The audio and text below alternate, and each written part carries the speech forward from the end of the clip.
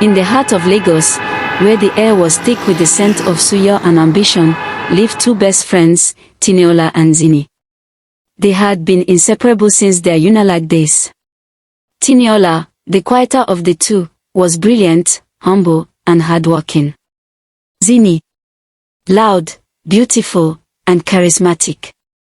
If Tiniola was the brain, Zini was the face. They did everything together, even started a fashion business fresh out of school, Zianti Styles. Business boomed. Clients rolled in. Money started flowing. But something shifted. Zini began to notice how clients requested Tenny more. They'd say, "Let Tenny handle my dress, she understands my body better." Or, "Tenny's design sketches are fire."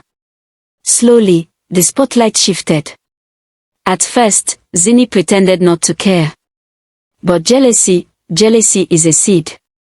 One that grows quietly.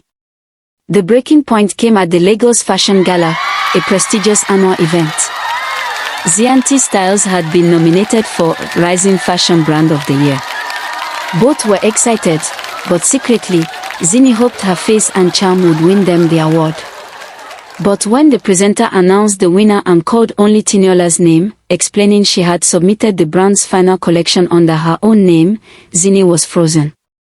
Tenny, overwhelmed and crying, had walked to the stage and accepted it.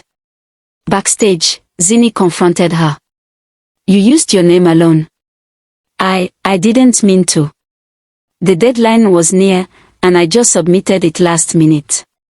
I was going to fix it but you didn't." From that moment, something cracked. Zini started becoming cold. She withdrew from the partnership but didn't leave. Instead, she plotted. One day, Tiniola got an invite to pitch her designs for an international brand coming to Nigeria, Lola & Company.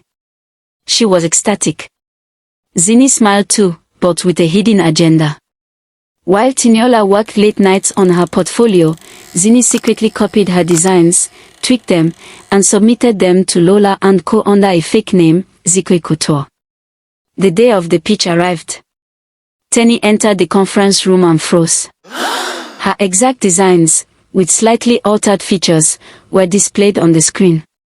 She turned to the panel. This is mine. I made this." But the woman in charge frowned.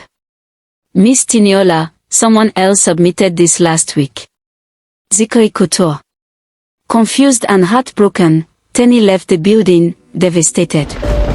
That night, as rain poured over Lagos, she sat in her small apartment staring at her sketchbook. She didn't know Zini had entered her room days ago and taken photos. She didn't know how deep betrayal could cut. Weeks passed. Zini's brand began to rise. Influencers wore her version of the designs. She smiled for the cameras, lived on Instagram, and soaked in the attention. But nothing good built on envy last. One evening, a whistleblower, a former staff of Lola & Co, reached out to a fashion blogger, exposing Zikwe Couture for design theft. Screenshots, emails, timestamps. The story exploded. Zini denied everything, but the internet never forgets. Her Instagram followers dropped by the thousands. Contracts were cancelled. Stores pulled her line off shelves.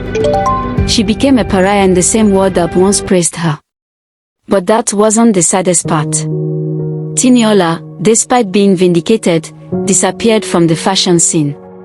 Heartbroken and betrayed, she left Lagos entirely. Some say she moved to Ibadan, others say she left the country. No one really knows. Zini, now alone, would sometimes walk past their old shop and stare at the faded sign. Zianti Styles. She'd whisper, "We could have had it all." But greed and jealousy don't just steal opportunities. They destroy friendships. And in Zini's case, they destroyed everything.